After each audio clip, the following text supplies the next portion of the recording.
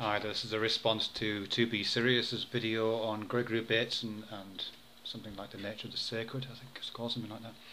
A lot of stuff in there, Karen, thanks for that. The bit that jumps out at me is a reference you make quite early on to, sorry, I've written a post-it note on my laptop here, the Sacramental Fallacies of Individualism, which is from that the Bateson book, A Recursive Vision.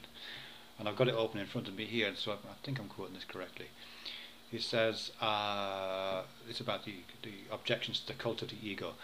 The moment the concept of self is mentioned as an object of action, man is committed to the sacramental fallacy. And then it goes on, yeah, fantastic stuff, really fantastic stuff. So the positing of the, yeah, as soon as the concept of the self becomes realized, then fallacious arguments revolve around that, and probably fallacious sentiments, I would suggest, or deceiving sentiments attached to that. And what it's put me in mind of is not so much the active presence of the self, but the implicit presence of the self in some of the language that I hear in religious talk generally, but you know, talk around the sacred more specifically. I've noticed in a few of the videos that that I've been involved in and I've made myself recently. I'm thinking of Silver Soul Sevens, Professor Anton, Matt at Thae, but a whole bunch of others as well, and as I say, including some of my own, in which a lot of the language is used words like, and I've written a short list here, outside of.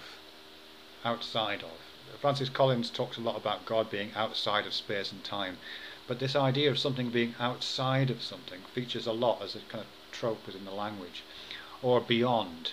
You know, beyond language, beyond knowledge, beyond the grasp of comprehension, that kind of word. So outside of and beyond.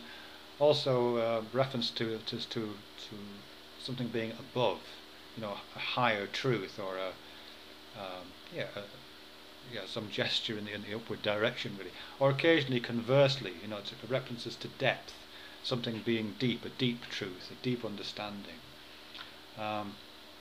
And then there's kind of general references to something greater, which I think really means something larger, but something greater, which also has that sense of a large power attached to it. That kind of reference, and that general sense of moreness, more. But I'm thinking about these terms. I mean, these terms are all deeply grounded in human instrumentation. These are the language that this is the language that we use. These are the terms that we use when we're looking through the eyes of a self. I don't know if that makes any sense at all, but certainly my use of a word like outside only makes sense when I have a concept of a self which is inside. My concept of my use of a term like beyond, even if it's metaphorically speaking, like beyond the grasp of language, that only makes sense if I have a sense of the not beyond, on this side of the horizon which orbits this central egotistical self.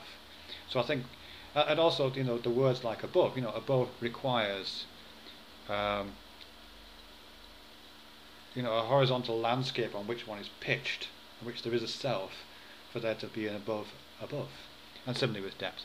And greater, you know, the greater thing, the more thing, which populates a lot of this, the metaphors of this kind of speech, you know, the search for something greater, the search for something more, the search for a greater truth, a greater understanding of a larger capturing of these things. You know, this is the language of the sacred, at least large parts of it. But again, the larger, you know, it's that classic koan almost. Imagine yourself in the middle of nothing, then tell me how big you are. You know, it is about the those terms again are take man as the measure of all things, which is pretty much how you begin your video. So even though the self isn't posited, certainly not the embodied self is posited, even though the claims of the sacred are an escape from the flesh, or at least a claim from for a merging of the flesh with the wider, I don't know, whatever it is, it's something that's not embodied and not limited to the flesh-bound ego.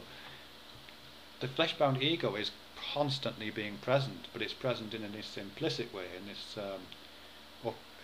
this way which isn't foregrounded.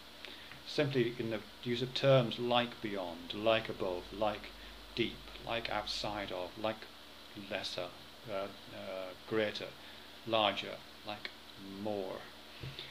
Yeah, I think there is a sacramental fallacy of individualism going on, even in the supposedly ego-free quest for the sacred, and it's embedded within the language.